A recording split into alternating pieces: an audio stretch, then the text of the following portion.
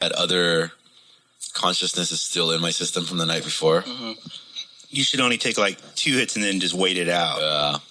Well, also the other thing that happens is like when you smoke on top of a psychedelic, like it just like turns it up, elevates it. Yeah. But like so you don't get like the same stone high. You get LSD high, and it's like it's different. So that's why I'm just trying to watch my intake. Because like all of a sudden I just might be like I might be in the middle of a sentence, be like, if you guys see me short circuit, that might have been what happened. I took one extra hit than I was supposed to. Push through though, because that'd be an amazing episode. Yeah, I mean, well, usually what happens to me, I'll just end up being like super quiet. Yeah, it's just not thinking about your life.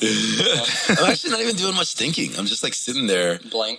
Yeah, yeah. Like thinking like, God, conversations feel like a train is rushing by, and you're like, as soon as you catch up to the subject, like they're already like 5 minutes past that conversation. Right? Oh man, should we start the show? Yes, we can start the show. Okay, well, don't flush the toilet. You are now tuned in to the Crappy Awesome Podcast.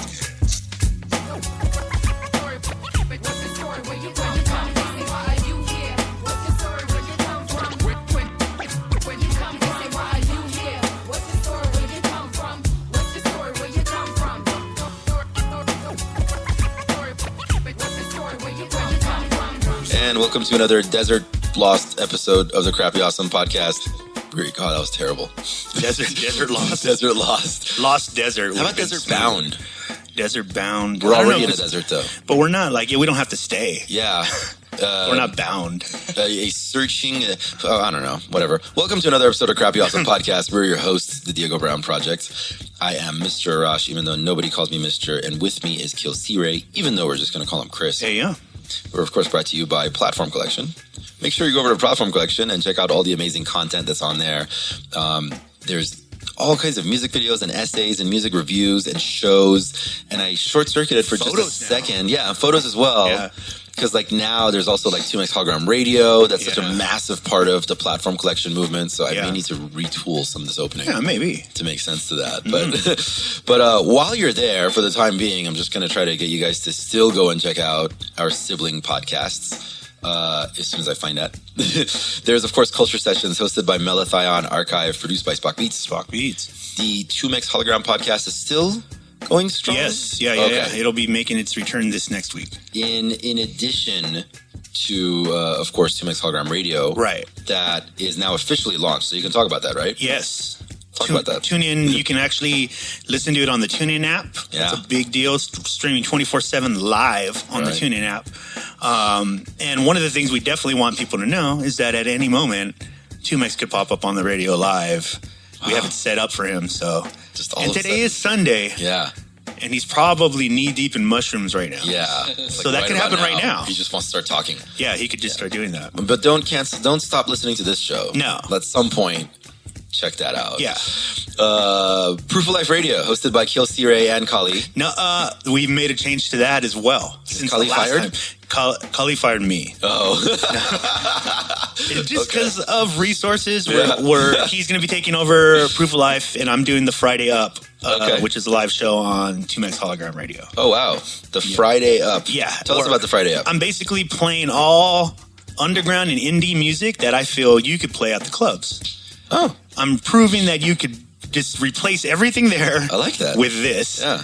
And everybody, you could get your fix of underground and indie hip hop. That is my favorite kind of music. Yeah. Like, I like that. Like, I like it's got that kind of energy. Like, I like that mainstream energy. But if I've already heard the song 3 million times, I want to hear some new shit. Yeah. I think this past Friday, I played some Severe, some Gavlin, Reverie. I was at a party a little while ago, and this girl was saying, like, man, like, I was like telling her about, like, oh, here's a song on SoundCloud, just check that out. It's like, man, it'd be really cool if like somebody just like found songs that like you would like and then like play them for you alongside songs that you, and I'm like, you mean like a DJ? Like what a DJ is supposed to do? Yeah. And then like, oh God, radio People DJs. have completely forgotten that. Yeah. Thank you, FM radio. Life on the Road with 60 East. 60 East, yeah. Really though? With Cookbook. Yeah. Of LA Symphony. Having a great year. Of course, yeah. Orchestrated, hosted by Noah James and Lisa J. Yeah. Status Escalate with Kali. Yeah. So now he's hosting 2 shows. Hosting 2 shows. Wow. Yeah, he does like to work. Yes, he does. The Ghetto Blaster podcast, hosted by Ricochet. Yeah. It might be it. Okay, all right. All right. We'll let him explain it to his audience. And of course, we already told you about 2Mix Hologram Radio. Yeah. Outside of that. Make sure to follow us on Instagram at Platform Collection. That is one word, all spelled out. And on Twitter at Platform Collect with no shun. Mm-hmm. And a shout out, of course, to Tor Project, the open source privacy platform that is being developed by the, engineers, developers, nerds. Web programs, nerds from all over the world to give you a more private web browsing experience. Learn more at torproject.org. And shout out to Burner Podcast, covering the Burning Man community. You shouted yourself out, right? I did, yeah. Well, I mean, I'm shouting out, isn't your shouting out the movement. The main show is hosted by me, but then there's also Alkaline, produced by Navjeet, and Into the Fire. At burnerpodcast.com. That's at burnerpodcast.com. And tell them about Stitcher, iTunes, and all that stuff. Yeah, if you're listening to this on Stitcher, iTunes, TuneIn Radio, or Spreaker, go over to platformcollection.com, and you can listen to every episode all the way back to episode 65. If you need to listen to any of the episodes before that, iTunes does it, TuneIn, Stitcher, they all do it now. So you can just go all the way back to episode 0. But guys, thank you so much for the support. As you know, this is going to be a huge year. 2Mix Hologram Radio is biggest on year right now. Yeah. There's no reason you should listen to any other radio station, Bob. It's going to be the best year. You could just get the TuneIn app, plug it into your phone. I heard there's a bunch of new cars coming with it already preloaded. Are we biased to tune in now? We got to be. They saw the vision. They ran with it. That's dope. So shout out to them. Shout out to you guys. Make sure you tune in. And man, I'm excited about this show today. Nerv is here today, one of my favorite photographers, and it's you guys know on Platform Collection we've been covering photography more and more. In fact, right now, if you go to the site right now and click photos, there's a new photo section. We're inviting photographers on to do photo essays of whatever they want. Look for Encrypt is coming up on there. Even Reverie. Reverie's starting to take photos. She's going to do a photo adventure with another photographer that we'll talk about on a future show. What is a photo adventure? I don't know. It's going to be up to her. Okay. You know? Are they going to go sprinting from tree to tree? They could be. It could be like Indiana Jones or some shit. I can do it. But that's what we're doing. But Nerv is on the show, man. Welcome to the show, brother. What's up, you guys? Yeah, we're at your house, and what area is this? Pinion Hills. Pinion Hills. Pinion Hills. So it's kind of in the IE. You said it was like IE desert. IE desert, super rural. Nobody's out here. Bring it up a little bit there, yeah. Super rural. Okay. So the obvious question is, what are you doing out here? How did you get here? Fuck. Kind of fucked up through junior high school. We moved out here from Corona. Prior to that, I've been all over the place. LA, IE, OC. Fucking never really had like a real home. Yeah. Kind of just ended up out here. Don't really do shit out here. What do you do? What was the exact time like you moved out here? You said you're like going to be 23 soon. Yeah. Around what age did you move out here? I want to say 2008. Yeah, 2008. I moved out here. Moved out to Palmdale later on after that. Kind of just every 2-3 years I'm out somewhere different. Yeah. Why though? Like what has been was it just like a family move or? Family moves, personal moves. I feel like throughout every move or like new location, I kind of found, I don't know, like a piece of me there. Yeah. It's more just to like build myself, I feel. Yeah. But yeah. You said you fucked up through junior high. Was like were you a problem child? Yeah, dude. Causing issues. A lot of weed, a lot of drugs, alcohol.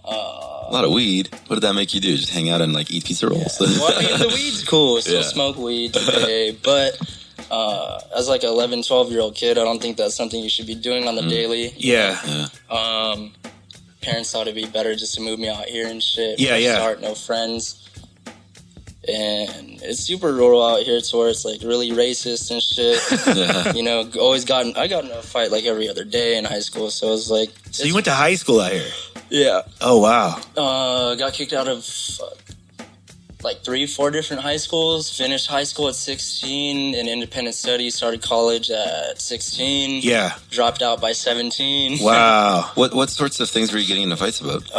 Just bullshit. You know, the nip shit, the chink shit, whatever. Yeah. And I'm pretty fucking cool, but when it comes to shit like that, I have zero tolerance. You know what I mean? What was like the ratio of like different races at your high school? Would you say like?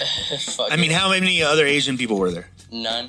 You were the only one. Yeah, Really? and if Oh my god. even then, just looking at me, I'm not Asian. You know what I mean? Yeah. So it's like, even if there was like the couple Korean kids, like I didn't. Oh, you're Korean. I'm Filipino, Chinese, Japanese, Hawaiian, Mexican, Spanish. Oh, okay. So you got a ton of mix in you. Yeah.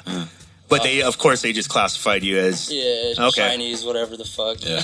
Wow. How quick did that happen when you got into high school? Like, was it right from the start? People were already. Yeah, pretty much from the jump. Like I stuck out. You know. I didn't look normal, I guess. Yeah. So it was fucking like an easy target. Yeah. But yeah. Huh. Yeah, that's interesting. Yeah. So your parents wanted you to get into less trouble, so they took you somewhere where you're going to get more into fights over racial shit. Yeah. Well, I mean, I think they just thought like the city was too much. A different setting and yeah, you know, just being able to keep an eye on me really because there ain't shit to do out here. But, yeah. You know, got into more shit. But yeah. But so when did photography come into your life? Just recently, about 22 months ago. Oh wow, that's it? Yeah, dude. Are you shitting me, man? Yeah, I swear. Holy shit! That's 22 months ago. Good lord. So the two photographers, like the recent two photographers, Crip's only been shooting for a little while too. Yeah, she's killing it, dude. Holy shit! I fuck with them Crip super heavy. Yeah, she's killing it. Good shit to her. So were you? What were you doing until you kind of discovered photography? Like, because this is obviously your path now. Yeah. Fuck, dude. But a lot of the reason like young people get into a lot of shit is because they haven't figured out what the path is, right? Yeah. I think it was one of those things where, I was in a bad position. I had I'm a felon or whatever, and I couldn't find a job. Everybody was declining my apps, you know. And I'm not a bad dude. It's just, it's really hard to do well. Yeah. You know, once the felony's on the record. Yeah. And you start thinking of other ways to make money, and obviously drug dealing and shit like that. Like all the bad ways I used to make money wasn't a priority, and I wanted to make an honest living. You know. Yeah. And who put a camera in your hand? My buddy Jordan Jamal. Okay. A lot of people that follow me know him. Really good dude, but yeah, he sold me my first camera. It was more of like a hobby thing. What kind of camera was it? A Nikon D3100. It was about that camera came out like 9 years ago. Yeah. Ran with that for like the first year of shooting, and that honestly got me all my gigs. But I think really, I think God photography saved my life. So did you, right when you picked up the camera, right? Did you feel like it was like that was your calling? Honestly, yeah, like right away, it gave me a sense of like fulfillment and like, I don't know, it filled a void, whatever voids I was holding in my personal life or like, you know, just shit like that. Like it made me happy. Yeah. It truly did. And I don't know, honestly, like the fact that I can make money and make a living off this is a blessing, but I would do it for free. No matter what. Yeah, so the day I die, like it's just who you are now. And yeah, it's almost like it's always this close to me. Yeah. Like my camera's always that close to me. Yeah, just in case. Yeah. What was the thing about photography that immediately spoke to you? Like, did you hit the shutter the first time and go, "Holy shit, I love this"? Was there a moment that you remember? Yeah. Was there a learning curve where you were like, "Oh, I'm not good"? I think it was just not even so much shooting the photos, but just going to the places I've been to and just seeing them at specific times or like, you know, sunsets in different places and, you know, it's nice with a blunt or like, you know, just shit like that. It's, aside from just shooting the photos, it's the places I've been to alongside the great people I've met through this journey. Yeah. So it is the journey more than anything. It's always the journey, dude, because I feel like not even just myself, but every artist yourself, you know? Yeah. It's always about the journey. The journey's like kind of just what makes you the happiest, you know? Yeah, I absolutely agree. So, okay. So, because we have a lot of photographers that listen to the show. So you picked up Nikon D3100. You started shooting with that. what were some of the early lessons you learned about photography in general, like the craft? Just to really stay consistent. Just learn as much as you possibly could. Dude, I wake up every day, still to this day. I told myself a long time ago I'd watch at least 30 minutes of YouTube tutorials on something I already don't know. Knowledge is power, dude. So I feel like just learning the camera to its fullest potential, like, you just got to do that. And it's such a big deal, right? Yeah. Yeah, it's interesting, man. I'll talk to a lot of, like, younger photographers and how little thought they put into that. You know what I mean? Because along the way, I've heard both sides along the way. You know what I mean? I've heard people go, you don't need to know anything about that, or, just shoot or whatever. Mm-hmm. But it's at this point, even the camera technology, it's like undeniable. If you know everything about your camera, you're taking better pictures. Mm-hmm. It's just across the line. Yeah. Okay, so you're shooting with your are you shooting mostly by yourself when you start off? Are you like kind of going out with people, or? I mean, I shot every fucking second I could by myself. If somebody wanted to come along, or if I could link up with somebody, that was cool too. But at the end of the day, like, if you can't do shit on your own, that's just you're gonna be stuck for a minute. What was your first, like, where you said, like, oh shit, like, I got a job, like, this is my first job? Shit. The first job I ever got, I think I did for like, well, it was for free. The first started like getting paid. It was like $20 in a pack of cigarettes. Yeah. Stupid shit like that. What kind of cigarettes? Marlboro Reds, hundreds. Well, that's pretty good. That's pretty good. But that's what the big boys. And what was it for? It was just I forget. I think it was a Christmas card. Yeah. But actually, you know what? It was a Christmas card. Wow. What was the subject? It was a dog and one of my friends. So the dog ended up actually being the Christmas card, and the picture of her and her dog ended up on her Instagram. But yeah, that's dope. So I really just shot the dog. Okay, so because there's like, when I look at your photos, there's definitely, like, you have your signature to them. There's always, to me, like, some of my favorite photographers just kind of do. They could both take the same picture, but you can see the signature in it. You know what I mean? If you had to describe, like, your style, what would that be? Or can you yet? I just know I tend to edit a little bit darker. I do shoot weddings and stuff like that, like, really clean. Yeah. But for me, I feel like, at least the stuff I post, I post for myself, and I think through my photos, people see I'm a darker kind of guy. Yeah. But it still brings light to the photo. Like, absolutely. It's still beautiful in its own fucked up way, if that makes sense. Right. And I feel like I'm just misperceived a lot. I'm a good dude, but people think, a certain type of way about me. Yeah. And that really shows through my art. And people don't get it, and I am super grateful I have this opportunity to let people know. Yeah. So, okay, so tell, if you're your critic, right? Like, there's somebody looking at you, you're some dude in your room right now looking at Nerv's Instagram. What are some of the critics, like, criticisms are? Like, from what you know? Positive or negative? Whatever. It could be both. I know. Because you said they don't understand a whole lot. Yeah, I just feel like through social media, there's a lot of misperceptions. Just you get through fucking photos or captions and shit. Yeah. And what kind of misperceptions are people having? People think that I'll go out in public and I'll meet, let's say, Joe Schmo. Yeah. Joe Schmo's like, yo, I love you, dude, but this guy said you're a dick. Yeah. Oh, wow. And it's like, dude, I've never met dude, so how can he...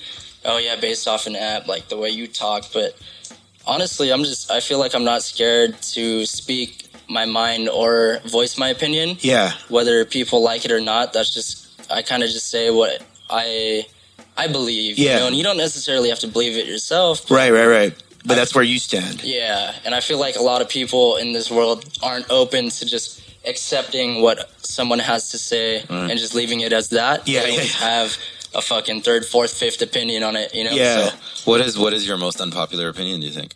That you're a dick? Is that it? He's definitely not a dick, by the way. Definitely not a dick, by the way. And it's funny because I do get that a lot. Yeah. I don't know. Quiet demeanor, maybe. Quiet demeanor. Darker pictures. Yeah, I see when you put up Well, here's the thing. Like I told Arash this. I still didn't get his most unpopular opinion. That's what I asked. I think that he's a dick. Yeah. That's unpopular? People think because that seems to be popular opinion. The most unpopular opinion. What is the most unpopular opinion you think that you've had that people have like harped on? Unpopular. Is it about photography, life in general? Like you're saying a lot of people will pick up on your opinions. Well, unpopular meaning as in like, can I have an example? Yeah, like somebody doesn't like I don't know. My opinion is VHS is better than Laserdisc. I don't know. You confused me even more. I'm a little bit more confused. Wait, so something that people says the least amount about him? Like people don't like it. Like what is an opinion that Well, they were saying they don't like the fact that like I'll give you an opinion. My opinion is that Tupac is overrated. Okay, that's not popular. Oh, like if he has an opinion and people don't agree with it. Yeah. Oh, that makes it unpopular. I got you. Does that ever happen? Maybe more in the videos, right? If people would say video because they could hear you talk actually. Yeah. Because you're not putting a whole lot of like political shit on your pictures or anything. You know what I mean? I don't really have too much of that, I guess. Yeah. I don't really. It's very like. It's black and white, right? Either they like you or they don't. Yeah. But because I was telling Arash on the way home. I mean, on the way home, on the way here. It's a home. Yeah, it's a home. That I feel like I watch like the Instagram videos, and I'm like, dude's working all the time, and life doesn't seem like it sucks. Right. Like, you know what I mean? You're out there doing what you want to do. You're around beautiful environments, beautiful people. And I feel like that online, I mean, it's almost cliche at this point, that attracts a certain amount of trolls that are like, fuck that guy. Why does he deserve that? You know? It's more so, I feel like a lot of today's shit's just, just jealousy turned outwards. You fucking get mad at somebody having, whatever they may have or may not have, and you can start hating on your own self, and it's like it's just self-destruction on their part. Yeah. Because you don't hear that part of the conversation. Not yet. They're literally in their room most of the time, just going, "I hate this thing." Yeah, and sometimes they do voice it, and I feel bad for those people because it's like everybody has an opportunity to do great fucking things. Like I've lived a lot of my life doing terrible shit, and now that I have the opportunity to inspire others and really like blossom into the beautiful person I'm trying to fucking be. Yeah. They have just the same opportunity. Right. If not more. If not more. They're just not accessing it correctly or going about it the right way to just make it happen. You know? Yeah.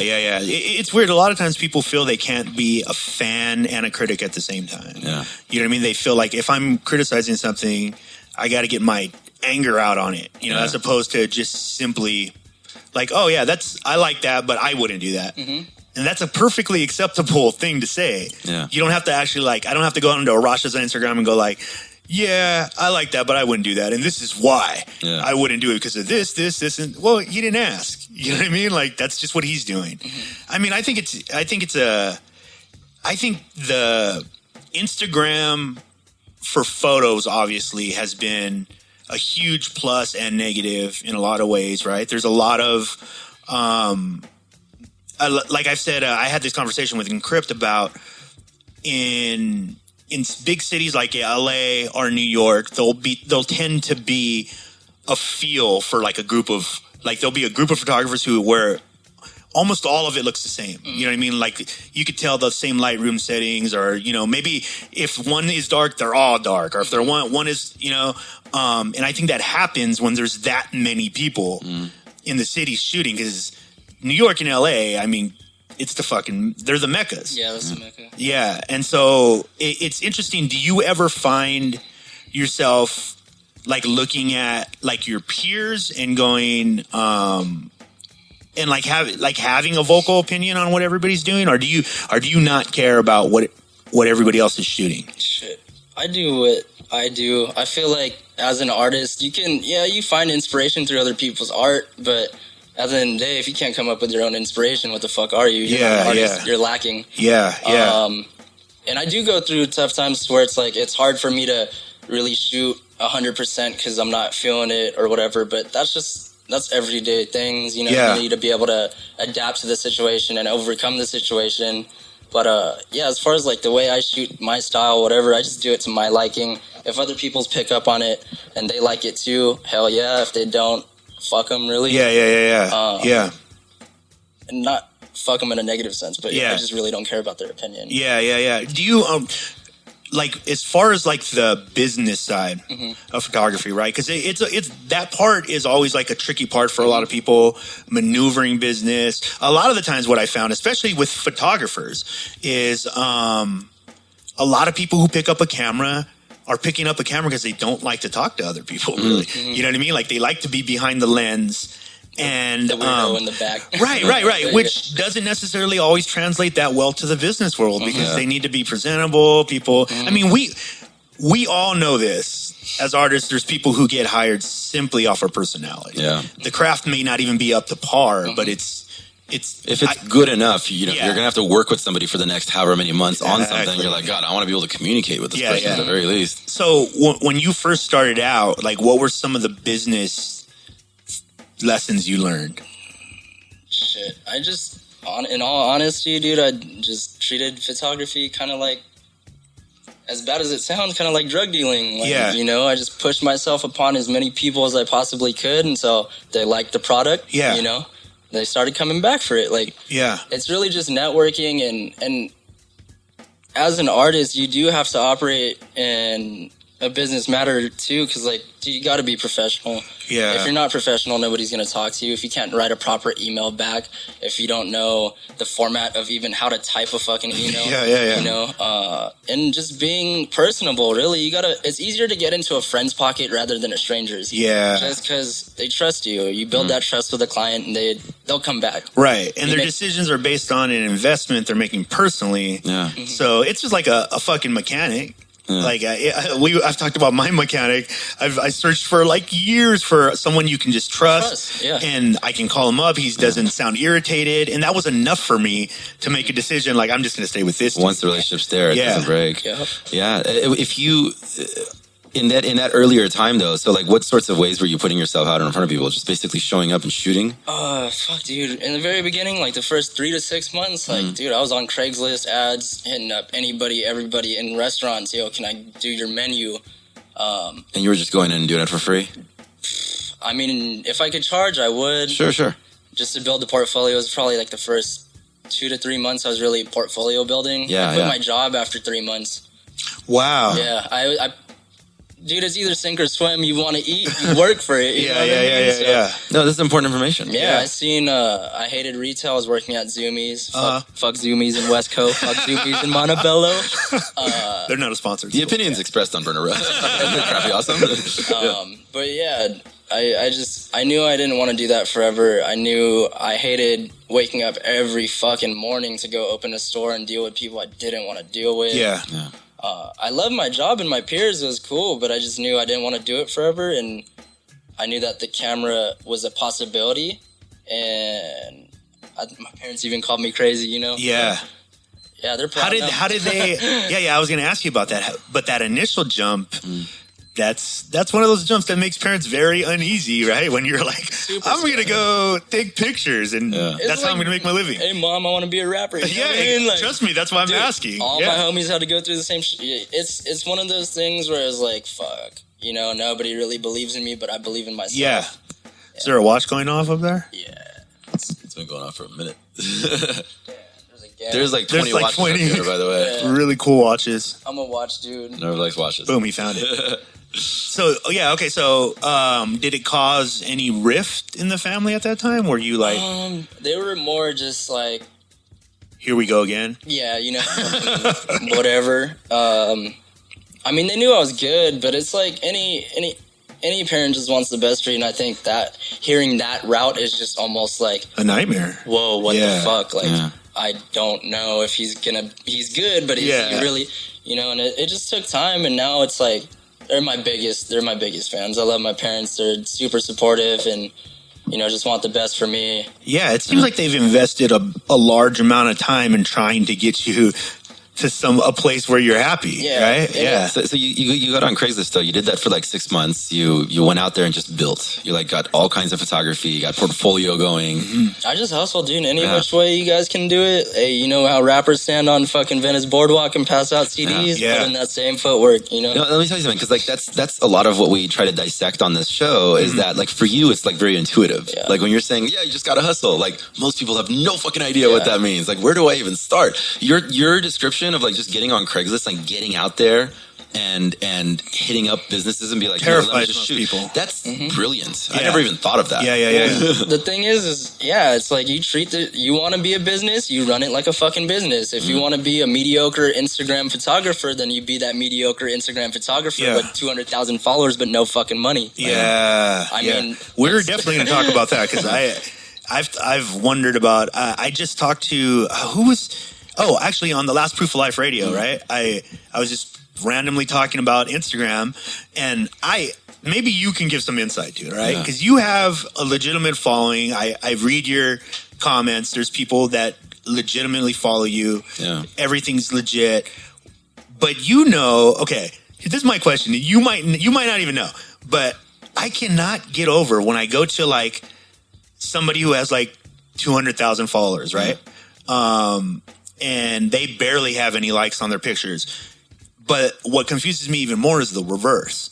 When they have like 500 followers, and I'm talking like they have 2,000 or 3,000 posts with over like 200, 300, 400 likes, 1,000 likes. How do you can't be paying for that, right? Like, how much money would that cost? Yeah. Dude, you'd be broke. Beats fucking me, bro. Like, honestly, I don't know. That's why I really don't go on social media. Like, I'm on it. Yeah. I'm really not really. You're just there to monitor your shit and. Yeah, kind of just. It's like a fucking duty now. Emails, checking DMs and shit like that. Like, that's all duty. It's a business. And yeah, people reply back to those fast because, it's all business. Like. So give some insight on how you feel. Because you actually are one of those people, and it's a rare thing, just like in Crypt, like to watch it in real time. Oh, I'm getting more followers. Like certain things are working here. Can you cue in on what that is for you? At least for you. Shit, for myself, dude. I think I just now I'm not building as fast as I used to because there's a couple months where I jumped like 5-6K. Yeah. And now what happened those months? Do you think? Really just it was all networking. It's like I worked with various artists. I think it was 1 month where I shot for Corona, and then it was like Fora. Yeah. And then each one of those give you a jump. Yeah, it does its part, but I feel like I was really focused on building numbers then, so it was all a numbers game. Now I'm more concerned with fuck these numbers, just give me my clients. Like I want to grow with, companies and make more money. So that's what I'm doing. Like, just because my following isn't growing doesn't mean that I'm not monetizing. Like, I feel like it's super ass backwards when it comes to social media. Like, just because you're doing big numbers, that big money's coming with it. That's so much. Like, no, dude, because I've shot with models with 250,000 followers, and they're asking me for an Uber because they, I'm not putting anybody down saying, like, not having a car is cool or whatever. No, but it's real. That's legit. And they're out there flexing with their Coach bags and their Burberry and Louis Vuitton and all this bullshit. But, like, it's just fake it till you make it. No, because that thing you're describing is, I would think, a major reason why a lot of people don't even start, because they look at like numbers like that and they think that reality is connected to that. How can I ever do that? Yeah, but you're right. We've heard this from multiple people that at the end of the day, that doesn't translate to money in the bank. No, not at all. Because a lot of the most successful people I know don't have anything more than 2,000 followers on Instagram. Yeah. And because the social media, the ability to do social media well is a whole different skill set than really the ability to make money off your shit. Like it's kind of like I remember like I've looked at like financially successful people that I've known. Yeah. Like I had like one of my bosses, I'm not going to say which company, but is the owner Zoomies on the way. It was the owner of a chain eatery, and I worked for their marketing department for a little while. Yeah. And I was like blown away that this guy could even tie his own shoes. Like, I don't know how he got through life. Yeah. He was so emotionally inept. He was just kind of a train wreck.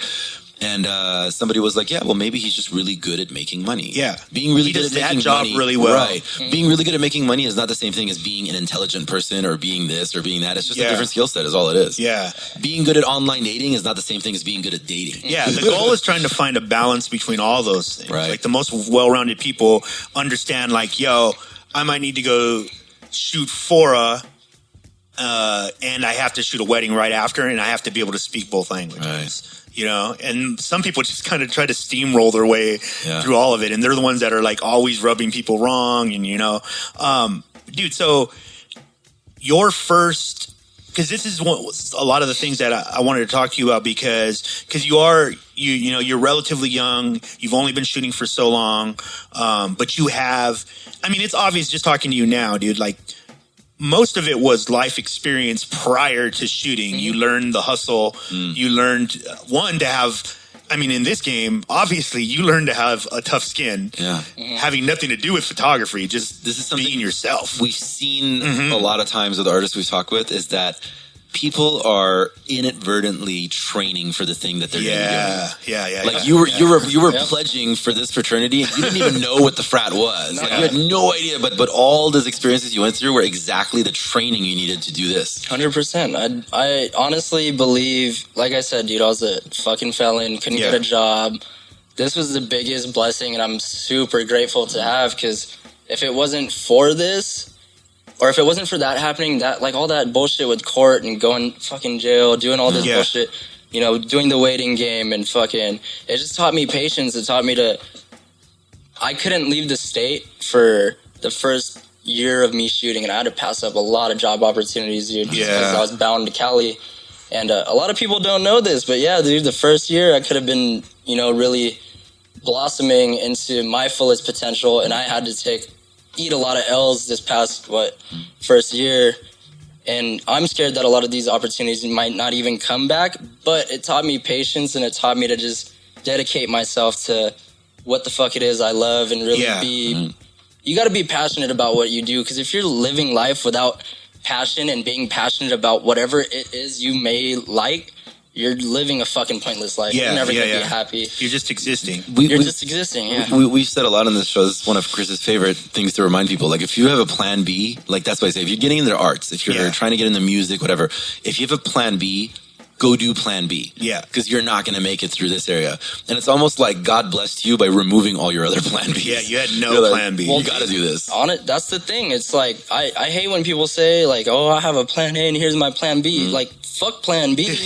You're failing plan A because there is a plan B. You only make one motherfucking plan and execute correctly. And that's what it takes. You know, it's like, people go into, like, a lost thought of, like, how to be successful or how to do things correctly. Like, just fucking do it. You know, just fucking do it. I always tell people that work hard. Like, I mean, how many times have people asked you, like, hey, I want to do what you're doing? That I didn't just decide. Like, took a few years. I had to take a bunch of bumps and failures, and you know, that always happens. Oh, I wish I could be like, no, you don't. Dude. No, you fucking don't. You want, like, a certain thing, structure. You don't know, like, I'd eat a cup of noodles or fucking, you know what I mean? Like, really, like, fucking sleep on the side of the car because I had to drive 300 miles to a fucking shoot and drive 300 miles back. Like, doing anything want the I fame absolutely part. could. People want the fame part. They're not really interested in the work part of it. Dude, and it doesn't go away when you find success. You were just telling us, for people who don't know, he's a good hour and a half, 2 hours outside of LA. And he's doing that drive almost every day. Every fucking day. Just sitting to in be traffic. consistent. Yep. Like, you do what you got to do. A lot of people don't know that, like, I still got to go through a lot of... like, I'm doing a lot... I'm not doing bad, but I'm also not where I want to be, and that's the thing. Like, you never stop. Never let up. Never fucking slow down. Always keep it moving. Like, just dedicate yourself. That's it. Are you, right now, if you had a choice, right... And what's your favorite thing to shoot? Like, if you had to just go, like, you know what, Nerv, we're going to give you all the money you want. You're going to have success and safety, but you got to choose something you want to shoot. Forever? Yeah. Like, is there one? Forever? I know that's hard. And we can make it broad. You could go like portraits, or I'd rather get embedded, or whatever. It would either come down to like just portraits or just music videos. Now I feel like I'm involved. Yeah, you're moving into directing, right? Yeah, so I feel like photos kind of got not necessarily stagnant for me. Like I'm making money off photos, but it's so oversaturated to where it's like, you guys want to make money, future reference, start getting into video. But yeah, that's funny. Everybody got an iPhone. When I first got into the music video game, like that's when like everybody was doing it for free, and the videos weren't really good yet. Yeah, but now it's like that's funny. Now it's come back. So many amazing people, man. Now it's come back. It never ceases to amaze me when I turn on YouTube and I'm like, holy fuck! And then you research it and they're like, what? It's just like some kid that lives out in the Midwest. And he's killing it. But talent, dude, you moved into video making recently, right? What are some of the videos you've done and people can check out right now? A lot of stuff with Soul Define.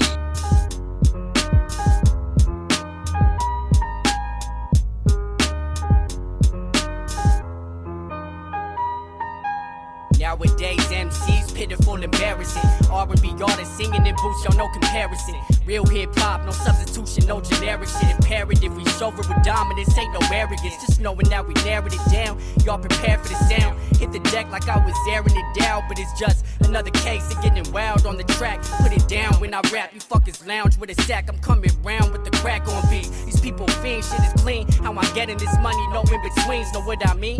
I'm after the cream, rapping my dream. I make the earth shift, this axe is another half a degree. My shit slaps, you ain't have to agree. Never a puppet, make my moves while your masters pulling back on the strings.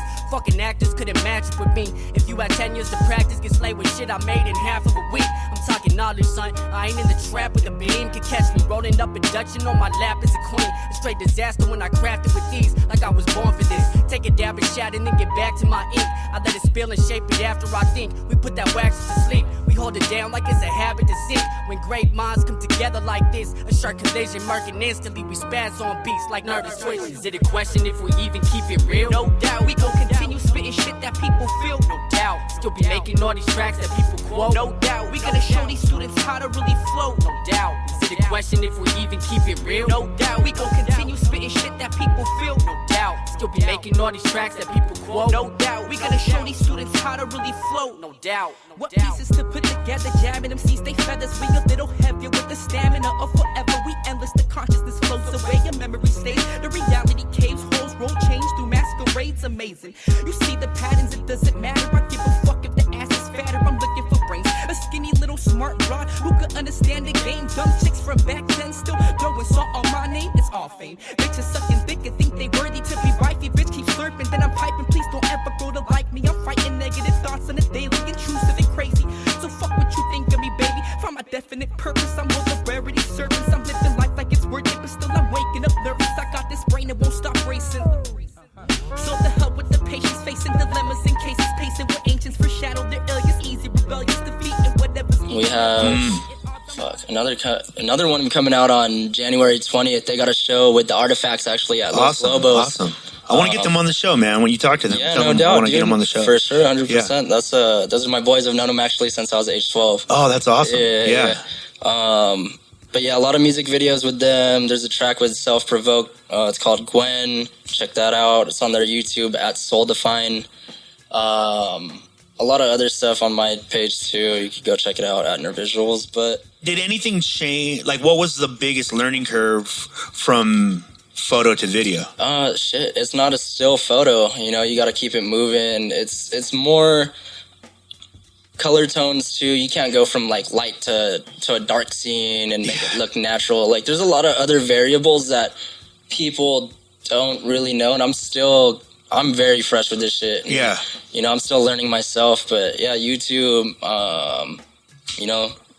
YouTube tutorials. I don't need school.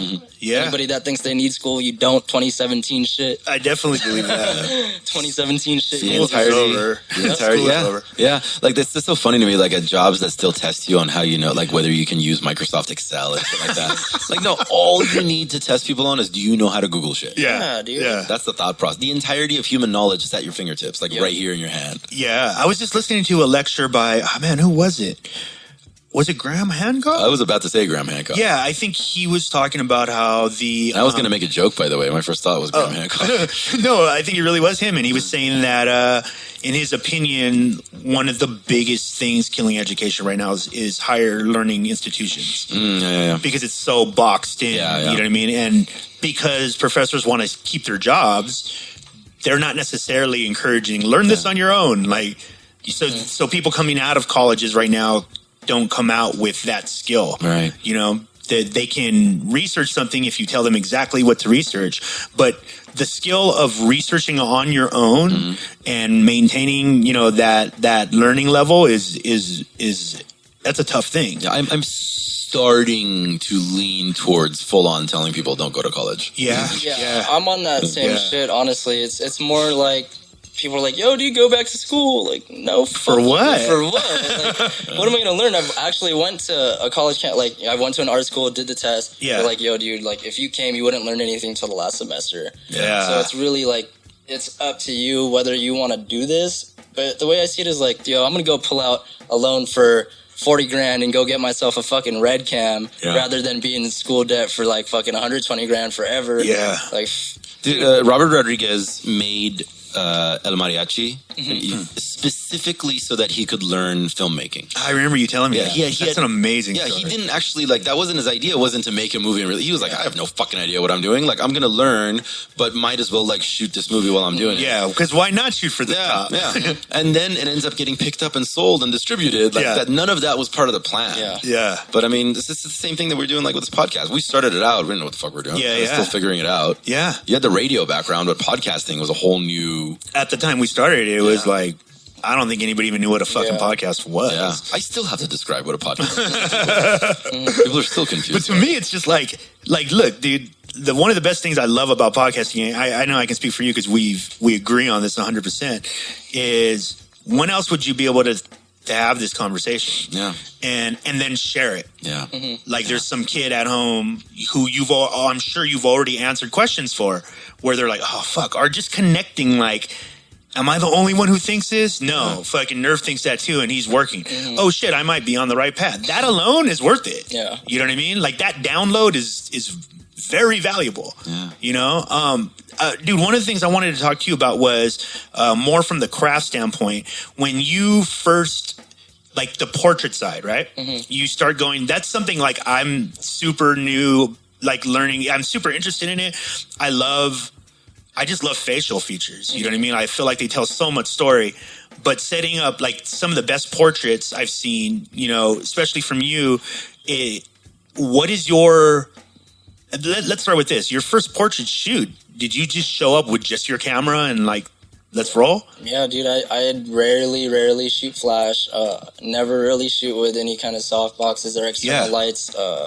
Usually all natural. That's just what I prefer. Me too. But yeah, I never really... So that's still true now? Yeah, it's still true now. That's amazing. By the way, there are I've read blog posts by like photographers that it's like, you know, the old school arguments, like people that are vinyl DJs are like, you're not a real DJ if you're on Strato. Right. So like I've heard like photographers do the same thing where you're like, you're not really doing photography if you don't know how to use flash. I'm like, I learned it. I just don't fucking It's not fun. I use it. I have to use it at events or like club shoots or shit like that. Like I have to. There's no way around it. But I just prefer to shoot natural, always fully manual. I never autofocus, and that's just for me. Like it's the same shit. You know, it goes back to that whole DJ thing where it's like, oh, you're really not a real fucking photographer. It's just a personal preference. I know if I don't get the shot the way I like it, I fucked up and I missed the opportunity because that's what every photo is. It's still second. You know what I mean? So if you don't get it on your own, then you fucked up. Get it the next time. That's the way I think of it, as like a game. Like if I got the right photo that I wanted, I won. If I didn't, then I fucking suck. You know? But I mean, I've always seen it like that. I feel like that's just the raw mentality that you know, it's like... Have you ever worked with film? A little bit, not too much. I actually want to start shooting more film now, just because it's super expensive. But I definitely want to do it. Yeah, that's one of those interesting worlds too. Yeah, because it almost seems like it's a different game totally altogether. Yeah, that's exactly why I want to shoot film. Like, I want to fuck with vinyl a little bit. Yeah, yeah, that's crazy. Have you picked up Like, have you had any epiphanies from now doing video that have that you've already incorporated into your photography that you didn't think about before you started doing video? Not so much. I feel like a lot of the settings or locations I use for my videos still comes from the same photo-inspired, photographer. Yeah. Because I could be driving down the street and just, oh shit, that's dope. Drop a pin, I'll say, fuck. See, I just learned something. 2017. Why the fuck am I not doing pins, that? bro. Yeah, save locations, homie. Yeah. I've been meaning to do that. That's fucking... Yeah, it's ingenious. Yes. I'm just lazy about it. Now I know what I'll be doing all the time. Yeah, Fucking A. It's, I mean, they both kind of coincide with each other. It's just, once you learn, like, that's the thing. I learned photos, and I feel like I learned so much, and I don't know everything, but I've almost peaked out to where I need more of a challenge. Yeah. So videography for me and directing and shooting videos and, really filming and stuff is just giving me another opportunity to, like, grow somewhere else. Yeah. And I'll always shoot photos for a living, but I don't know if I necessarily want to do this for the rest of my life. Right. I'm always looking for a bigger opportunity. Like, I don't know where that may be. Yeah. But this is just a stepping stone. I feel like I have a lot more to offer the world as far as, like, my art goes. Yeah, so I'm really trying to just push forward for bigger shit. 2017 is going to be good. Are there any... do you have siblings? 2 sisters, yeah. 2 sisters. Is mom and dad both around? Yeah, mom and step pops, but that's my pops. Yeah. Yeah, don't really know my sperm donor. Yeah. But, yeah. Yeah, okay, so...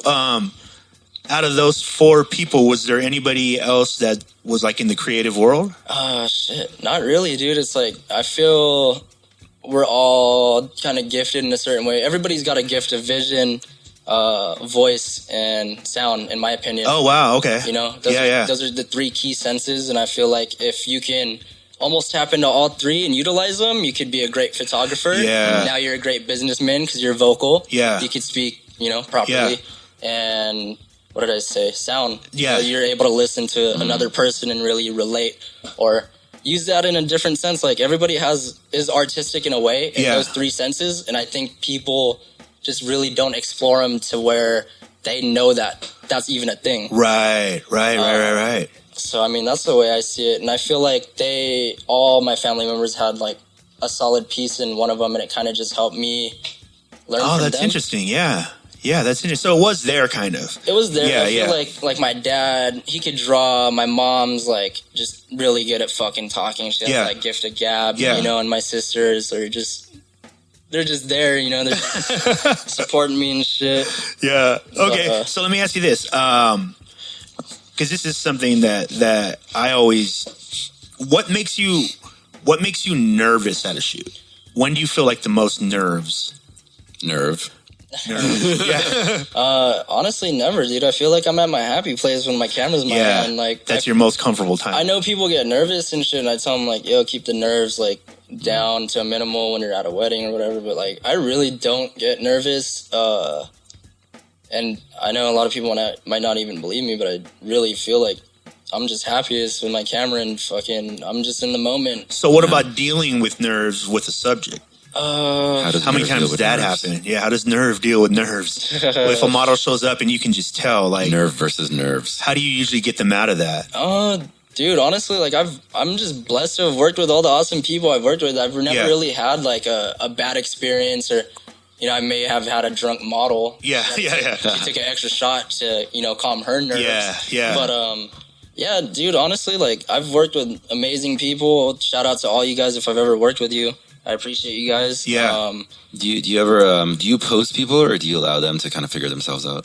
Every shoot's different. I feel like with a model, it's always a different vibe. So, like I said, I have like that gift of vision, sound, and gab or whatever. And it's like as long as you utilize all those together and can make a model feel comfortable, and there's a right way to do it too. If I'm shooting a model and she looks a little bit nervous, I'm going to let her know, like, hey, this pose looks good. Like, you look great. Yeah, you kind of lead her. Show her the photo and sing, and you vibe off each other. It's all about feeling comfortable. Because just as uncomfortable as she is, like, the way she is, that's making me uncomfortable. Yeah. So we got to work together to find a happy medium to, like, get this shit. Yeah.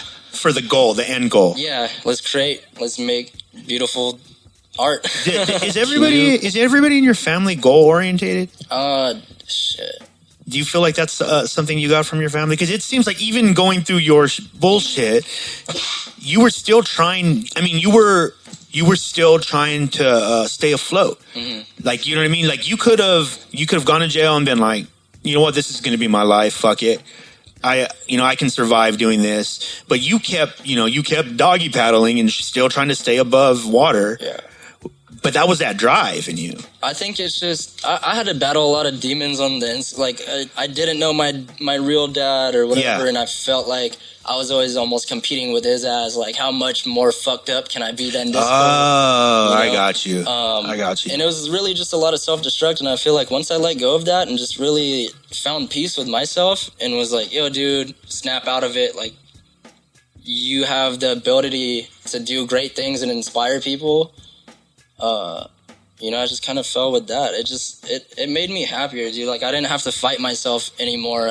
I'm totally happy with who I've become and where I'm going and where I'm headed, you know? Yeah. So what about do you have a spiritual side of you? Do you feel like you have one? Yeah, 100%. Like, I went to Catholic school from kindergarten to 6th grade. I mean, I would consider myself Catholic. You know? There's a cross hanging above his bed. Yeah, but I'm not really the most religious, I would say. Like, I believe what I want to believe from the church. I don't necessarily agree with a lot, you know, like, if you're gay, you're cool with me, you know what I mean? Yeah. Shit like that. Like, it's fucking 2017. Gay marriage is totally cool in my book. I sin, but just because I sin on the fucking daily doesn't mean I'm going to hell. I believe in, I believe if you're a good person and you put good things out to this world and you genuinely mean well, then whatever happens later, at least you have a good conscience, you're a clean conscience. You know, you did your best. Yeah. So that's the way I see it. Does it play into your art at all? Spirituality? I mean, I feel like with myself, dude, I'm in like a constant battle of like good and evil. It's kind of weird, but the devil and the angels on your shoulders. Yeah, and I feel like if people do look at my art and my photos, they kind of do see that. It kind of makes a little bit of sense, and I just realized that shit right now. It's like therapy. Yeah, it's like it's photo therapy, dude. Like, it's so therapeutic. I sometimes just wake up at 5:30 to go catch sunset and just take in the moment. You know, start my day great. Like, people underestimate.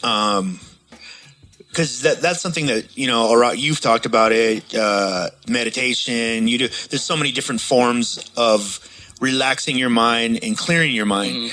And the more I encourage people to do this so much. I just told one of my really good friends, they were talking about a lot of problems they had. And my only answer was like, dude, take 5 minutes a day to try to think about nothing. It's not going to work the first time. It's gonna be tough. You're gonna be like, what does that fucking mean? Blah blah blah. And one day, if you keep doing it, it clicks. Or find something that helps you do that. You know what I mean? I understand the thing about the photography because it forces you to be in the moment. That's one of the things I love about it the most. All your world is within that little viewfinder, and that's it. And I think everybody needs that in their life because I cannot tell you how much that saves you. You know what I mean?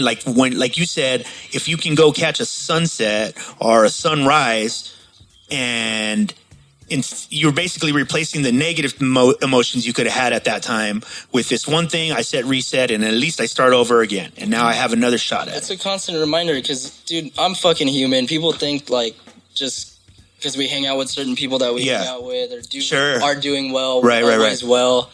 We're not always well. Like, dude, the people you're hanging out with are not always They're not always fucking well either. Like, a lot of these, you could have all the money in the world and still be a fucking, just the saddest fucking person. And obviously the goal is to get money. I love money or whatever, but I'm chasing happiness first, and shooting photos will always be a constant reminder that, I'm doing what I love, and that's all that fucking matters. Yeah. Okay. What do you notice visually the most? Like, is it light that captures your attention, or is it shapes? Just anything, dude. It could be as simple as like, fuck, this homeless person in downtown was like, yo, what up? So I snapped a flick, and that to me was beautiful because they said, what's up? Yeah. Or it could be fucking just straight lines or a staircase or anything's art. Like I could take a photo of this, just the corner of this fucking computer, and still probably make it look cool. Yeah. Like it's all vision and the way you perceive things, and that's what's cool to me, is I could show the world the way I see my world. Yeah. It's dark to me, dude. It ain't always sunshine and fucking rainbows. Yeah. It's sad. You know, most artists go through this experience where, like, at first they're kind of trying to figure out what their audience wants to see. Like, what sort of picture can I take that people are going to enjoy? But you immediately, like, it looks like you never even went through that phase. No, I feel like if good art's always gonna, it's gonna grab attention on its own. So if you produce great shit's about it. And I don't even know if I produce great shit, but you produce some great shit. Yeah. People, for whatever reason, feel like they could relate to me and the things I say and the things I've done or do, and that to me is like awesome. You know? Dude, it's cool experience for me, because finding you on Instagram, right? I found you on Instagram, and I'm sure, dude, it's how I found everybody. I was just through the search section. Instagram feeds you pictures you might like. Usually they're wrong. You know what I mean? And I'm going through it and I was like, oh, I like this. And then I know for a fact, and this is maybe something for you because you probably wouldn't know this from other people, but me, who I take a lot of time, I mean, it's part of our job to ingest art and try to break it down and try to find out where it's at. To me, your pictures have, and the easiest way for me to describe it, it's cliche, but it's just soul. Like, I can feel a soul as opposed to, you know, sometimes you look at pictures and you know they're doing exactly what you said, Arash. In fact, I heard a really cool interview with, what's his name? Van Styles. And he talked about that. He talked about, you know, he started off early and he was like, oh, okay, this picture gets this kind of likes and this picture. And he's like, after a while, that just becomes empty. Like, it's robotic. Dude. Yeah, exactly. You're just feeding all these people what they want. You're giving them cheeseburgers all day. Yeah. Here, you want a cheeseburger? You get a cheeseburger. You get a cheeseburger. And a lot of times, though, people don't really like it either. Yeah. You get less attention for that. Yeah. I mean, I'd rather have less attention and real fans than fucking fake fans, and, you know? Yeah. It's just, I genuinely want people to fuck with me for who I am and what I'm about, rather than, you know, whatever other variables people might see. Like, I feel like I have a lot of fans just based off of brands or people I've worked off of, and I don't know if, I mean, I appreciate them as fans, but that's the thing. It's like, are they really core fans of Nerv, or are they just... Yeah, I like it because somebody said they like it. Somebody fucking said they like it. Yeah. I mean, you've luckily, too, have worked with some really... I mean, we know a lot of the people you worked with, and they're all really good people, you know, and it's weird because you tend to, actually, that's not weird, I guess, because we have talked about it on the show. I have a firm belief that everybody's kind of like a lighthouse. You know what I mean? Your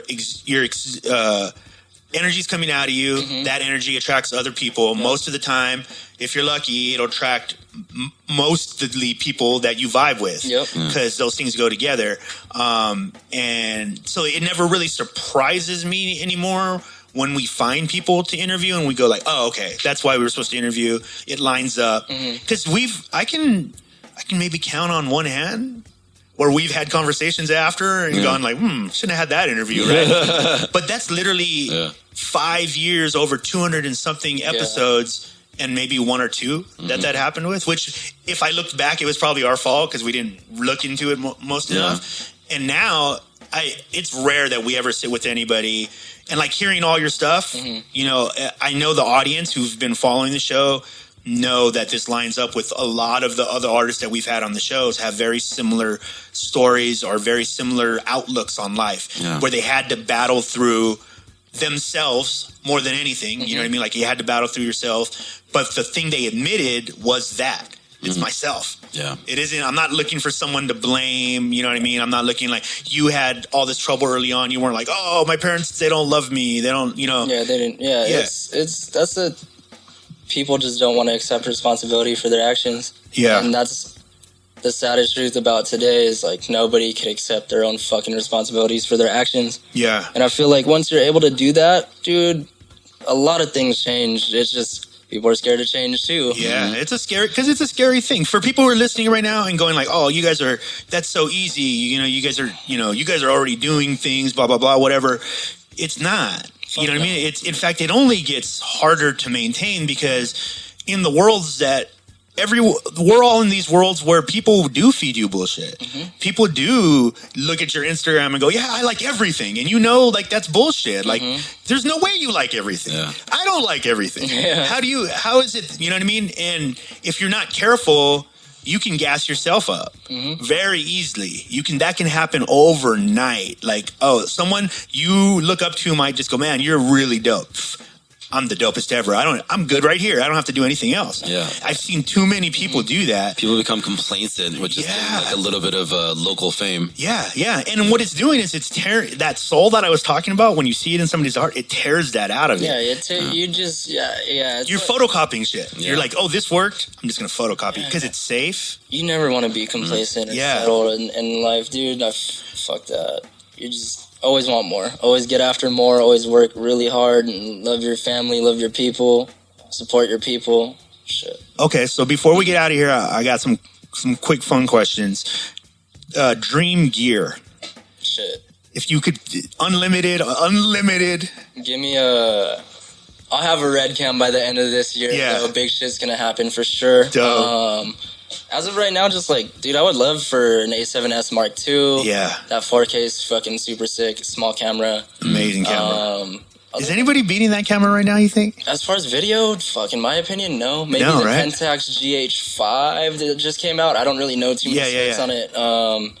But dude, fuck gear. Make the best of your gear. I shot with a crop sensor camera for the first year of my photography. That was for Borgore or Bygore events. I shot a lot of my main shit off that camera. You could do whatever you want with anything. Just learn it. But your dream right now would be... my dream would be just the A7S Mark II or a red cam. Or a red cam, like... there's only a little price difference. Yeah. What's your number one piece of advice for camera optimization? Like, is there something that people... could do, like, right now with the way that they're utilizing their camera would make it better? Stop making cameras so fucking good because it's making it too easy to catch a good fucking photo. No, really, like... How about try manual? Try manual. Yeah, just try it. People should try manual. It's like, dude, that's the roots right there. That's just the roots. You should be able to at least shoot one photo in manual. Yeah. At least one. Yeah. Okay, dream shoot. Right now. I know it probably changes all the time, but if you could shoot one subject that, you know what, I feel like I could really shoot this person really well. I don't even know, to be honest. I think I'd shoot, if I had the opportunity to shoot, like, who's big right now? I don't know. What is his day-to-days? His video President Obama? Lady Gaga? Nah, fuck that. Yeah, probably, like, anybody killing it right now. I just want to... Prince of Abu Dhabi? Bigger artists. Prince of Abu Dhabi. He's like, yes, that was the one. That was him. I've been looking forward to shooting that guy for a minute. How about a couple of your favorite photographers that you follow online or people you want people to check out? Check out Basic Iggy. This dude kills it. Encrypt's fucking super dope. I've really been like fucking with her work. Super heavy. Shout out to her and their whole team. What they got going, dude. They're fucking killing shit. Who else? Yeah, Basic Iggy and Crib. I fuck with... Give me one more. Let's see. One more street photographer. I really like street photography, so I think I would say... Fuck, I can't even think of anybody right now.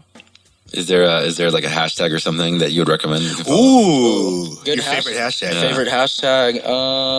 Dilapidated visuals. They do all the bando stuff. Oh wow, yeah, that's cool. I like with that. You got a lot of those up here, by the way. I saw a few on the way up here. Yeah, shit ton. They're all probably like tweak shacks. They all have Trump supporters in them. Yep. Yeah, they're not getting out to vote. They're just trying to tweak. That's true. Yeah. Fuck Trump supporters too. Fuck you guys. Dude, thank you so much for being on the show, brother. Thank you guys. Dude, I hope that if you have anything coming up or you need to be back on the show, just let us know. You're always welcome. I definitely invite you to submit some pictures for the gallery. It would be an honor to have you in there. Yeah, no doubt. Guys, check out everything. Tell people how to get in contact with you business-wise and just to follow you. Word. So it's at Nerv Visuals. NERVISUALS on Twitter, Instagram, Facebook. YouTube as well. And then my Snapchat is Darren Joseph, DarrenJoseph, www.nervvisuals.com. Appreciate you guys. There it is, man. Right up. Guys, follow everything Nerv is doing.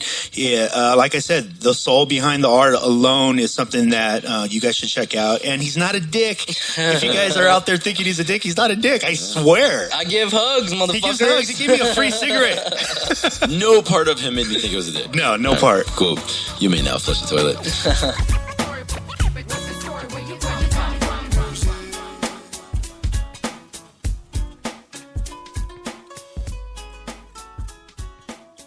Brought to you by PlatformCollection.com.